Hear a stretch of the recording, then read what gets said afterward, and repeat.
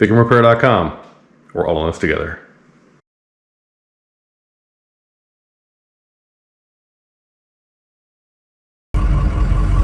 So you're driving along and this happens. Check gauges right there. And you're ding, and you look over and you have an oh my god moment. Your oil pressure is nothing. How can that be?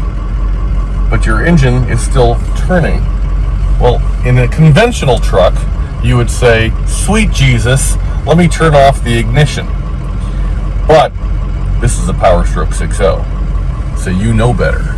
You know that your injection control pressure is 580, your IPR duty cycle is 22%. So you've got high pressure oil, and you know that you would not have high pressure oil if you did not have low pressure oil.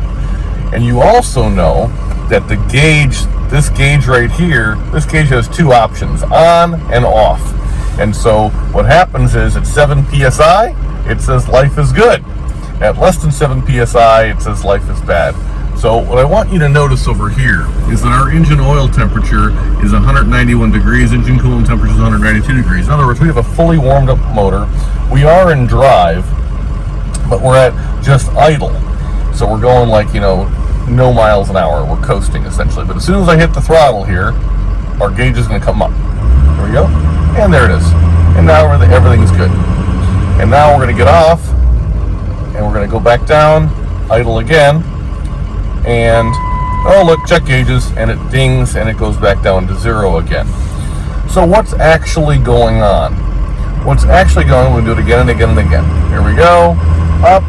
Everything's copacetic, you're driving, yay, life is good, getting better, yay, all with everything's. You get off, and ding, check gauges. So do you need to stop driving your truck right now? Absolutely not. What's actually gone on is you have a bad oil pressure switch. Now the oil pressure switch is located behind the oil filter housing, and it's underneath where the turbo feed line is. As a result of that, what ends up happening is it's a pain in the butt to get to, right?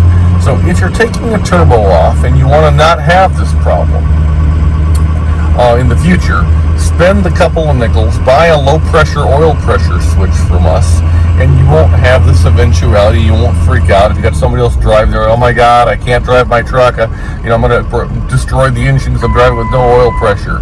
Just not the case. It's just not the case. So get a low oil pressure switch. There'll be links to it below, and you can, if you haven't yet changed out your turbo feed line, you still have the braided line in there, use the opportunity to migrate to the non-braided line version and call it a day.